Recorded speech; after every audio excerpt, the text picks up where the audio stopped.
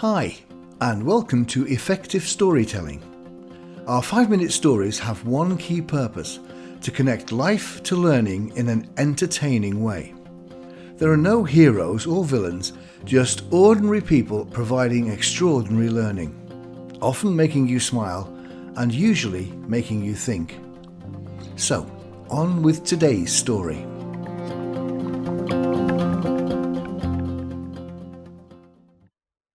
Spending money and keeping the change.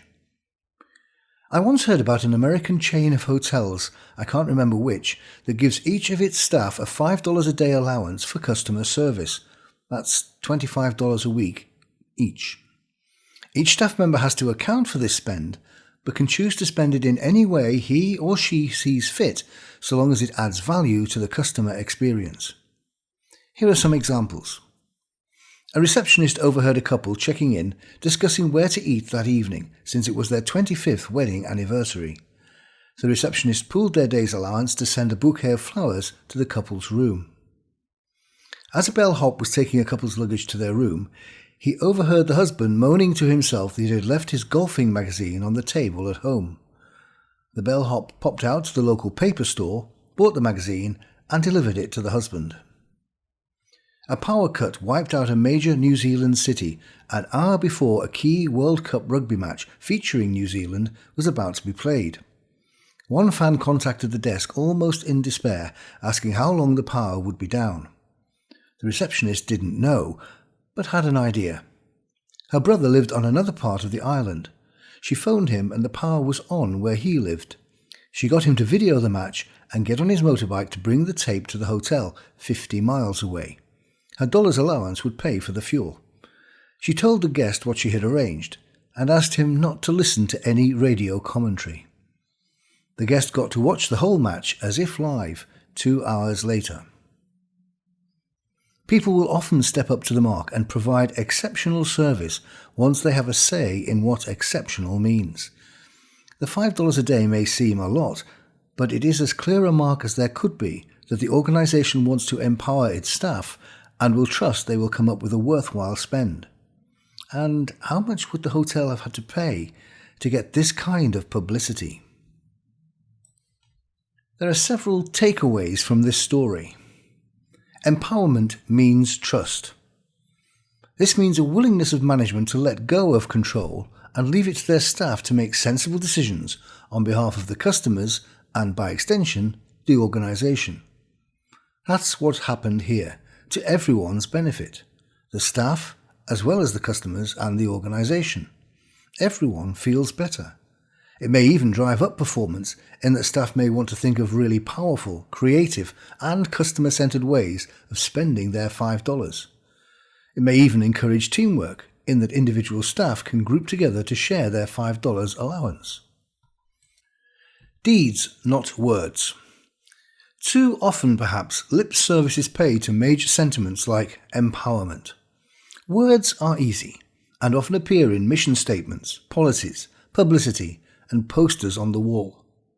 So, for example, this hotel chain could have said they were an empowering organisation through any of these outlets, and yet failed to deliver empowerment on the ground. Customers and staff are only likely to talk positively about empowerment if that's their lived experience.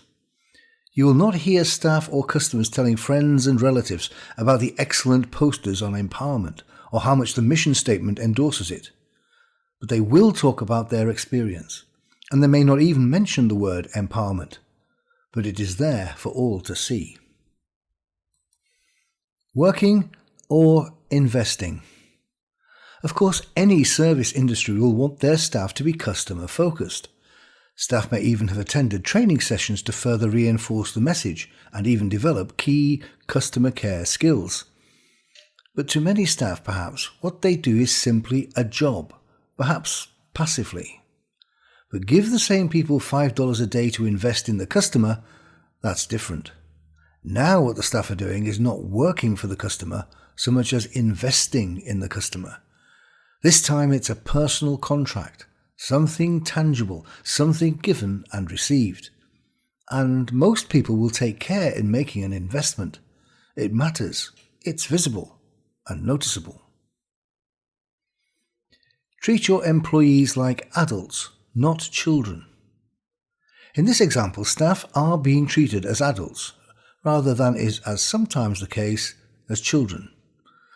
They have been given each of the following: an amount to spend, decisions to make, a choice to be made, ownership, responsibility, accountability, all typically associated with adults.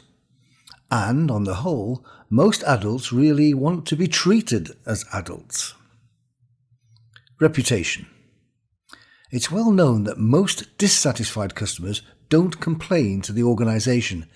They complain to friends, relatives and colleagues. And the same is true of a positive experience. People are really happy to share that experience with others. And this story is a great example of that. I've heard about it even though I live in the UK. And friends and relatives who hear about this service are likely to put this chain at the top of their booking a hotel options list.